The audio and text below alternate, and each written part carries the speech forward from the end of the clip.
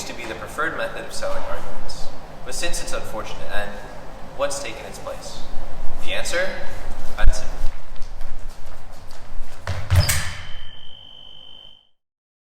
Many people know fencing from the hit show Wednesday Addams,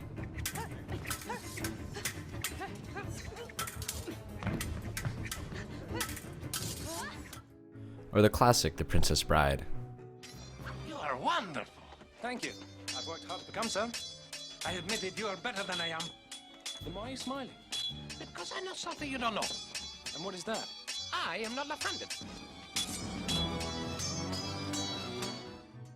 But how did the sport originate?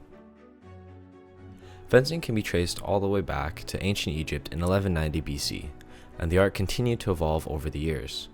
What initially started as military training eventually evolved into a sport, debuting in the first ever Olympics in 1896.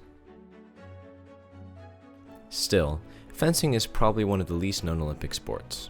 In fact, UCSD has their own fencing team that many people don't know about. To find out more about the mysterious sport, I went to ask some of our D1 athletes, Scott Lau and Sunny Sharma.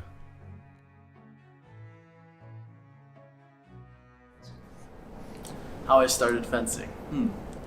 I was like 9 years old and my older brother took a fencing class, and then I kind of just asked my mom to sign me up, and then I never stopped. Fencing is one of the fastest and hardest sports to watch. The blades move faster than some people can see, but how do you even win?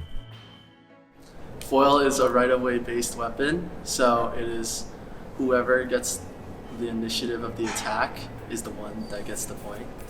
And it is determined by either blade action or some footwork pattern, or in fact the other person stopping. So it's a right-of-way based weapon. So the basics of a parry and a riposte. The parry is a blocking motion, and you use it to, when your opponent is coming at you, you can parry to block. And then a riposte is what comes after the parry, and it is when you hit your opponent off the blade action. Fencing is a sport that uses a blade, but it isn't sharp, even though that might be more fun to watch. So instead of drawing blood, how do you tell if someone got hit?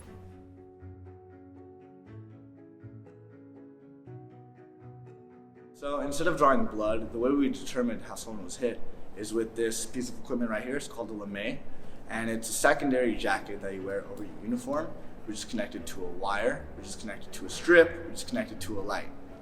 There's a body wire right here, which is connected to your weapon, and at the end of the weapon is a light. Once this light presses, it sends a signal that shows up on an electrical box with a light that turns on. And with this piece of equipment right here called a lame, it's also connected back here, and that's also connected to the wire so that it shows that when it's hit, it creates a signal, and then from there the judge determines who gets right of way. So, after learning about how fencing works, I did the only next logical thing. I suited up and tried it out for myself. It was very unlike any sport I had done before, but I thoroughly enjoyed the experience, even though I got hit almost every time. But if you get the chance to try out fencing, I would say it could be a lot of fun.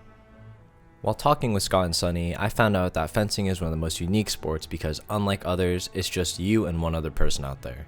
There's no team to rely on or other way to win, which makes it one of the most mentally challenging sports for its athletes.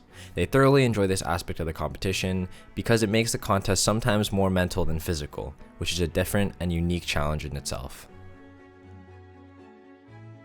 Fencing is a sport on the rise, and it's becoming more popular in mainstream media.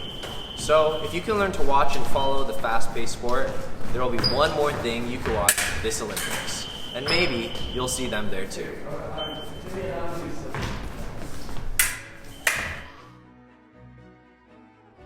Special thanks to Scott Lau and Sunny Sharma for helping out with this video.